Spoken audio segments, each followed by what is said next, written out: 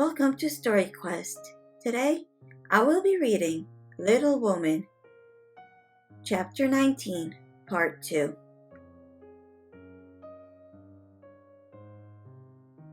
The little girl was very sincere in all this, for being left alone outside the safe home nest, she felt the need of some kind of hand to hold by so sorely that she instinctively turned to the strong and tender friend whose fatherly love most closely surrounds his little children.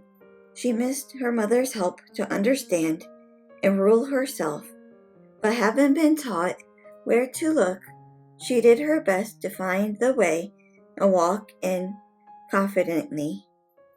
But Amy was very young pilgrim, and just now her burden seemed very heavy.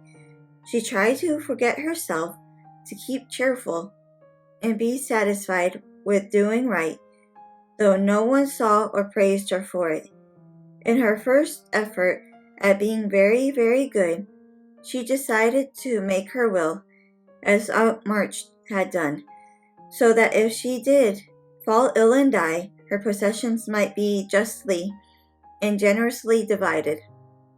It cost her a pang to even think of giving up the little treasures which in her eyes were as precious as the old lady's jewels.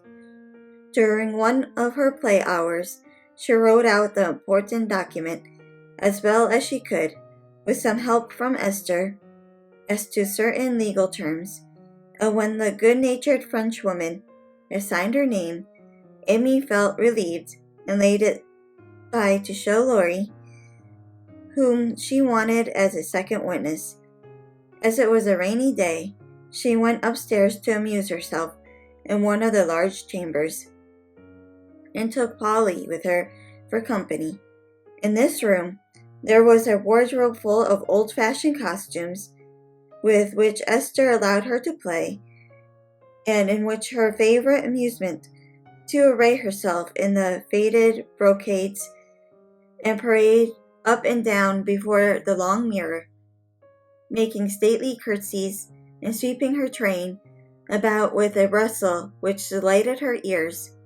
So busy was she on this day that she did not hear Laurie's ring, nor see his face peeping in at her, as she gravely promenaded to and fro, flirting her fan and tossing her head, on which she wore a great pink turban, contrasting oddly with her blue brocade dress and yellow quilted petticoat.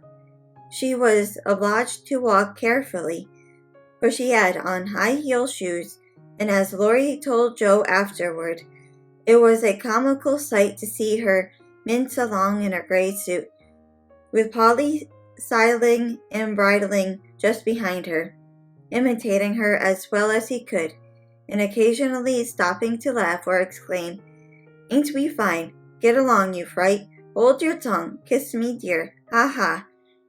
Having with difficulty restrained an explosion of merriment, lest it should offend her majesty, Laurie tapped and graciously received. "Sit down and rest, while I put these things away, when I want to consult you about a very matter," said Amy as she had shown her splendor and driven Polly into a corner. "That bird is a trial of my life," she continued, removing the pink mountain from her head, while Laurie seated himself astride a chair. "Yesterday, when Aunt was asleep, I was trying to be as still as a mouse. Polly began to squall and flap about in his cage, so I let him out, and found a big spider there. I poked it out, and it ran under the bookcase. Polly marched straight after it, stooped down, and peeped under the bookcase, saying in his funny way, 'Come out and take a walk, my dear.' I couldn't help laughing, which made Paul swear, and Aunt woke up and scolded us both." "Did the spider accept the old fellow's invitation?" asked Laurie, yawning.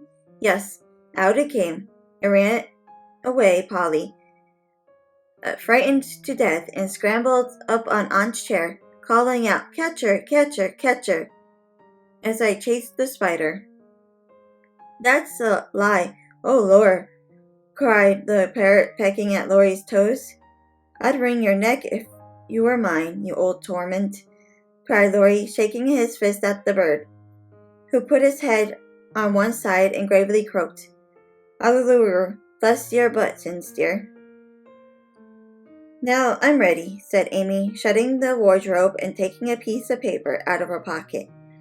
I want you to read that paper and tell me if it is legal and right. I felt I ought to do it, for life is uncertain, and I don't want any ill feeling over my tomb.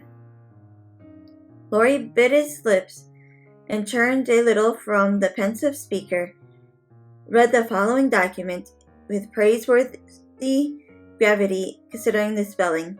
My last will and testament. I, Amy Curtis March, being in my sane mind, go give and bequeath all my earthly property to, namely, to my father, my best pictures, sketches, maps, and works of art, including frames, also my $100 to do what he likes with. To my mother, all my clothes except the blue apron with pockets, also my likeness and my medal with much love.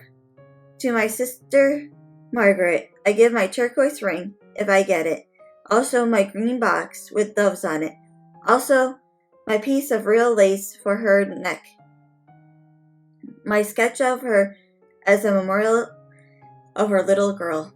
To Joe, I leave my breastpin, the one mended with the sealing wax, also my bronze inkstand. She lost the cover, and my most precious plaster rabbit, because I am sorry I burned up her story. To Beth, if she lives after me, I give my dolls and the little barrel, my fan, my linen collars, and my new slippers if she can wear them, being thin, when she gets well. And I herewith also leave my great regret that I ever made fun of old Joanna. To my friend and neighbor, Theodore Lawrence, I bequeath my paper mache portfolio, my clay model of a horse, though he did say it didn't have any neck. Also, in return for his great kindness, in the hour of affliction, any one of my artistic works he likes. Notre Dame is the best. To our venerable benefactor, Mr. Lawrence, I leave my purple box with a looking glass in the cover, which will be nice for his pens and remind him of the departed girl who thanks him for all his favors to her family, especially Beth. I wish my favorite playmate, Kitty Bryant, to have the blue silk apron and my gold bead ring with a kiss. To Hannah, I give the bandbox she wanted and all the patchwork I leave, hoping she will remember me when it, you see. And now, having disposed of my most valuable property, I hope all will be satisfied and not blame the dead. I forgive everyone and trust we may all meet when the trump shall sound. Amen. To this will and testament I set my hand and seal on this 20th day of November, year 1861. Amy Curtis March. Witness, Estelle Valnoy Theodore Lawrence. The last name was written in pencil, and Amy explained that he has to write it in ink and seal it up for her properly. What put it into your head? Did anyone tell you about Beth's giving away her things? Asked Lori soberly as Amy laid a bit of red tape, sealing wax, a taper, and a standish before him. She exclaimed, and then asked anxiously, What about Beth? I'm sorry I spoke, but as I did, I'll tell you. She felt so ill one day that she told Joe she wanted to give her piano to Meg, her cats to you, and the poor old doll to Joe, who would love it for her sake. She was so sorry she had so little to give, and left locks of hair for the rest of us, and her best love to Grandpa. She never thought of a will. Lori was signing and sealing as he spoke, and did not look up till a great tear dropped on the paper. Amy's face was full of trouble, but she only said, "Don't people put sort of postscripts to their wills sometimes?" "Yes, codicils, they call them. Put one in mine. Then I wish that I cut off all my curls and given round to my friends. I forgot it, but I want it done, though it will spoil my looks." Laurie added it, smiling at Amy's last and greatest sacrifice. Then he amused her for an hour, and as much interested in her trials. When he came to go, Amy held him back to whisper with trembling lips, "Is there really any danger about Beth?"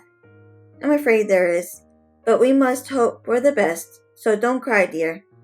And Laurie put his arm about her with a brotherly gesture, which was very comforting.